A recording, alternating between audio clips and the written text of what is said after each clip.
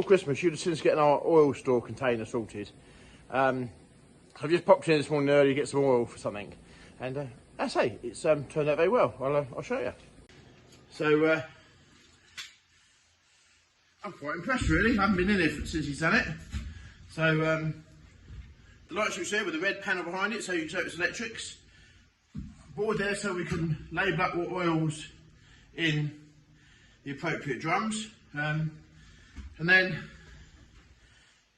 everything else we'll put away in all the oil cans up there, funnels. So whilst I appreciate it may not look a lot to a lot of people, I'll drip tray there for a big tank of oil, but it just makes life so much easier. Electrics over here on the red board again, so it just makes life easier than having tidy. So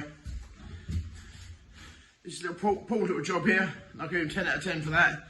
He's done a good job there in getting us a bit straight and tidy. So the good thing about videoing it is, oh look, he puts a paper towel up there as well.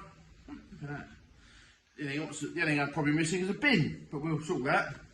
But the good thing is by videoing it now, when it becomes messy, we can go back and say, look, this is how it was. This is how it should be. So there you go. No, not very exciting for most people, but I get quite excited at the fact that we keep moving forward in little steps, all these little things. So there you go. Right, on to the next one.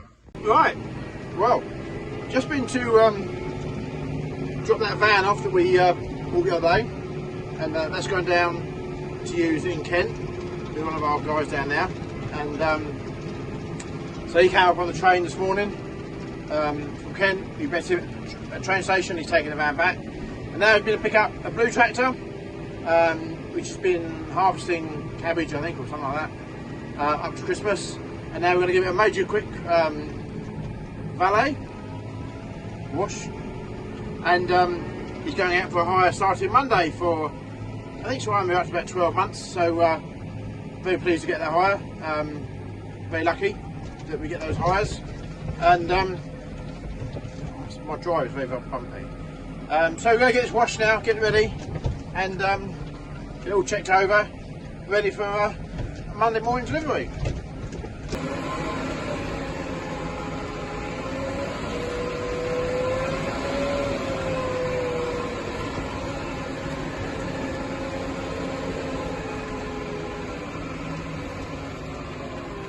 Heading under there, all checked over, ready. Michelle doing whatever.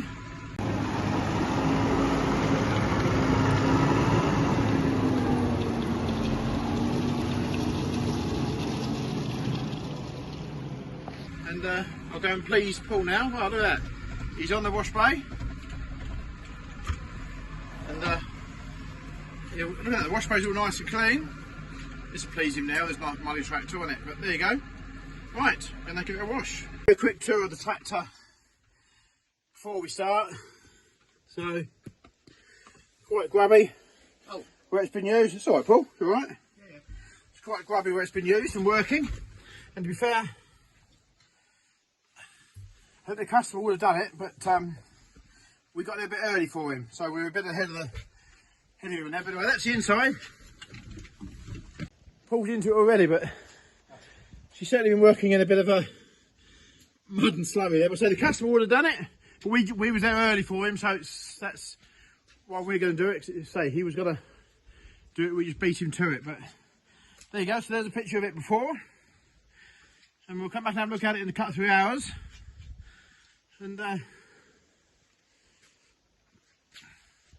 at that, she's certainly been in some mud there, hasn't she? Look at that. Yeah. Same way of blowing it. Yes.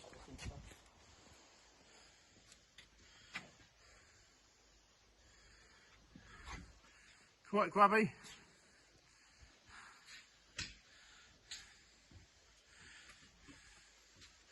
But I know how Paul works, and I know that this won't be grubby in a short period of time. Right, well, work in progress. We now have a tractor that is an awful lot cleaner than what it was. I think it's still got a little bit. We've still got a little bit way to go, but Look at the transformation in that. Still got a bit more. Wheels now that are nearly white, we're getting there.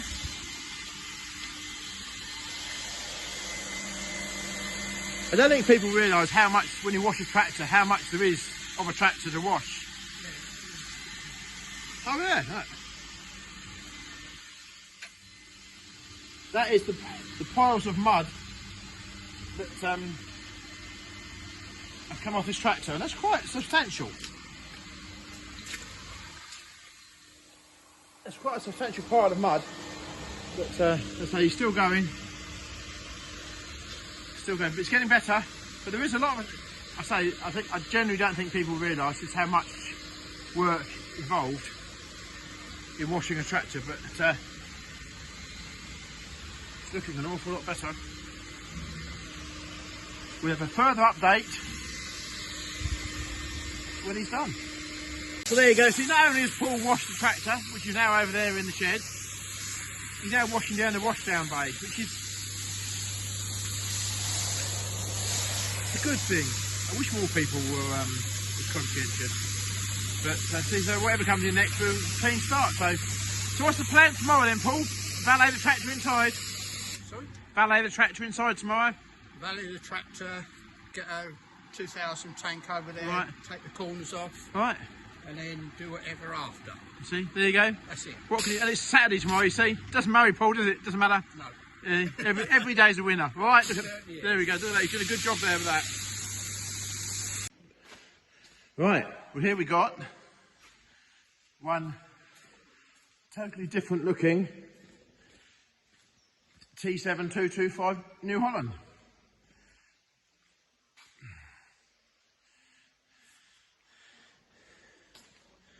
There we go.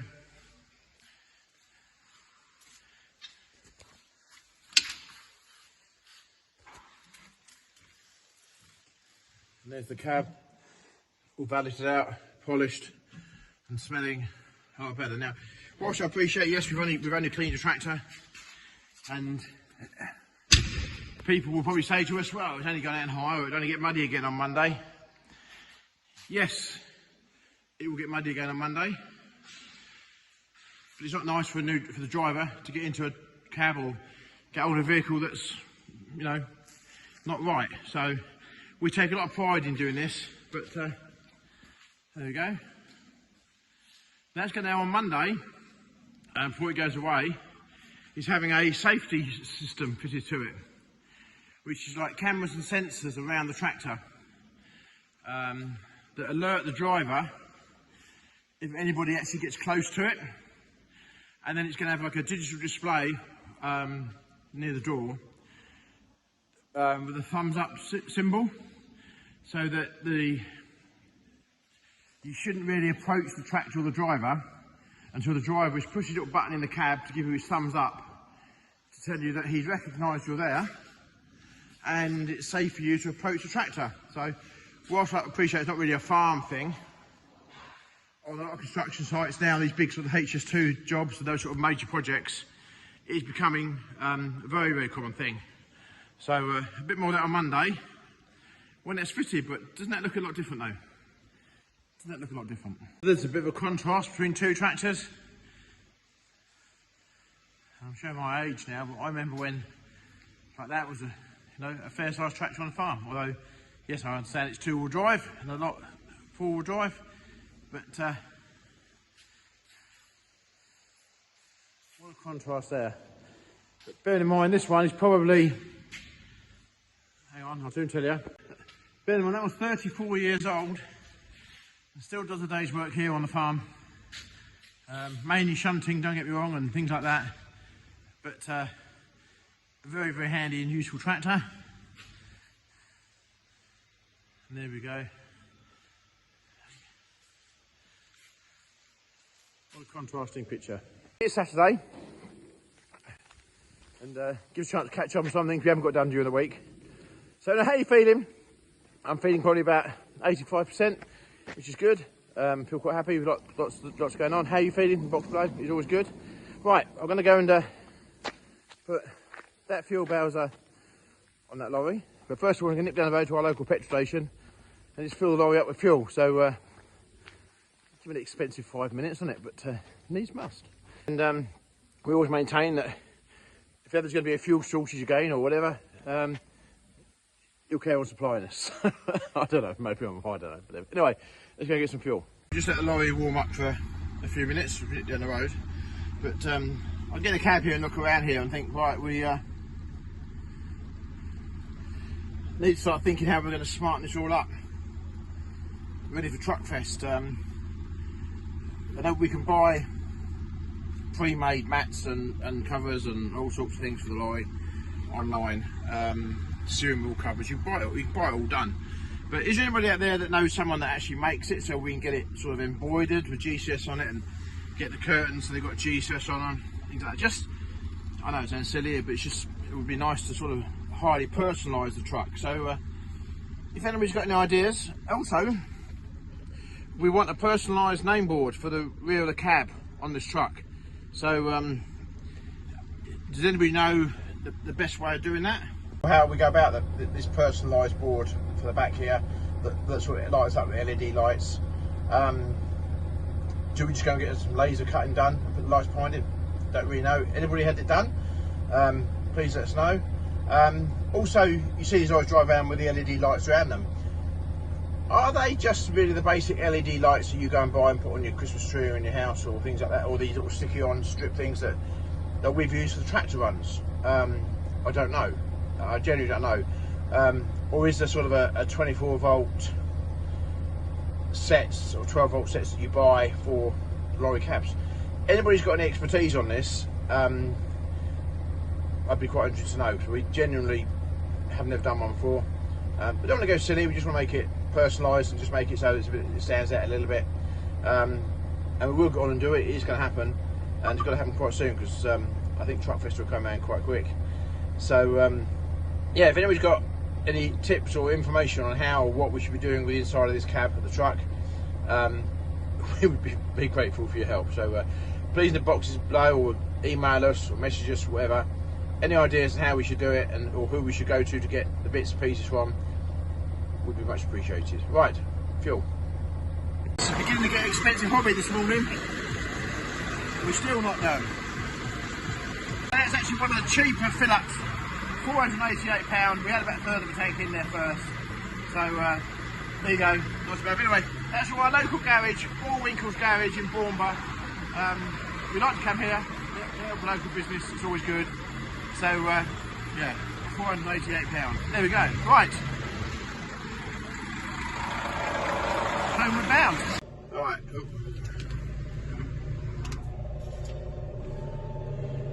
A little bit of lorry loading here.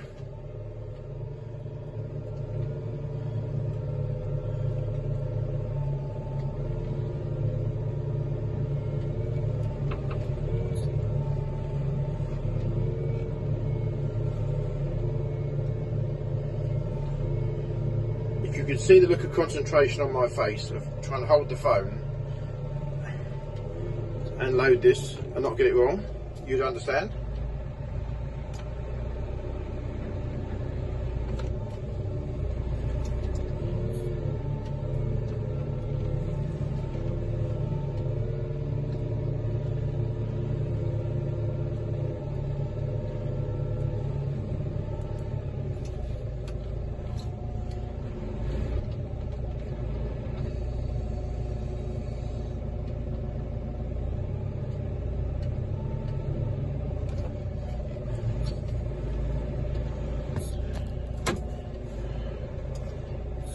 Square it up a little bit.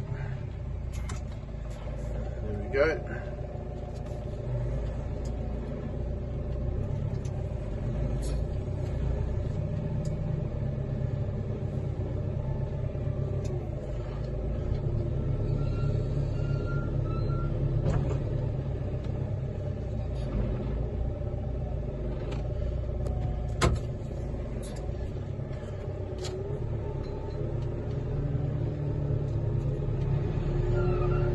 Those forklift attachments that we put on the front of these things to move trailers around the yard, absolutely worth their weight in gold. It almost makes you wonder how we used to do all these things before. I mean, I remember when I was, hang on, just turn this around. I remember when I was a young kid, and when the telehandlers weren't around. They weren't sort of, I suppose they were just at very early age become machine, but basically all the material handling and on the farm was, and the farms was sort of 4,000 to 5,000 front end loaders, and like a Cameron Gardner or McConnell massive forklift on the rear, and that's how everything was done. Fertiliser was done with that. It was all done like that. The farm I worked on at the time was all moving stuff like that. We never had telehandlers, so how did we all manage? I know we certainly couldn't do without the telehandlers today for what we do. Couldn't do without them at all. So yeah, how times have changed. Okay, just a thought. On our wash house loader trailer, we have these wash house ramps. Like made by a company called Intercon. They are bloody heavy ramps. So I shouldn't say that. They're really heavy ramps, and very strong, very robust, and do exactly what we want to do. But the older I get, the heavier I find them to be. So if anybody's got a lighter set of ramps, now obviously I understand for moving 20-ton excavators we need these. But if anybody's got a lighter set of ramps that would suit this trailer, for most of what we do is light loads, as in trailers, fuel, you know, things like that. We don't necessarily need these heavy, really heavy duty ramps. We don't want to sell them, don't get me wrong. If anybody out there has got some lighter ramps or knows the best place to get them, we'd love to know. It would be really helpful. But to go on the back of this trailer here, hook on, and I think they are about 1, 2, 3, 4, 5, 6, 7 or 8 foot long. So anybody out there's got any, wants to get rid of them, please give us a shout. Or they know a good place we'll go and buy some lighter ramps. It would be appreciated. So we've just moved this trailer off the wash bay, and just something that I have just noticed, that someone somewhere has swapped the tyre on this trailer for a tyre that's worn out. It's definitely our rim, so they've definitely swapped it over on the rim. There's the marks on the rim. So they've sent us back a tyre on the trailer that's worn out. So a bit naughty that, and that's definitely an odd tyre as well. That's not a tyre that we've had on there. We fitted either. So not quite sure what's going on there. And whilst I appreciate it's a bit late to get back to the customer now and find out what happened, but a little bit naughty of whoever the customer was that did that, and it just proves that we need to keep a bit of a tighter, close eye on that. We've had it in the past where we've actually taken serial numbers off of tyres, but we thought we'd moved on a bit from there and people would stop playing that sort of stuff. But I think we'll have to go back to that, because as you'll appreciate, a new tyre for this trailer is probably going to be £400 or £500, and then obviously we will put the pair on the back of it. But it's just the fact that someone's swapped the tyre around and put on our rim. That was not the tyre it left here with, that's for sure. And unfortunately we didn't notice it when it came back. So there you go. We do have bad bits as well. It's not all about just roses and people think it's easy. It's not easy, it's hard. And it's just annoying when you find that someone's trying to be a little bit cheeky on you. But there you go. We just need to tighten up a little bit there, and go back to photographing every single tyre on the trailer that go out to stop this things like that. But there you go, that's life.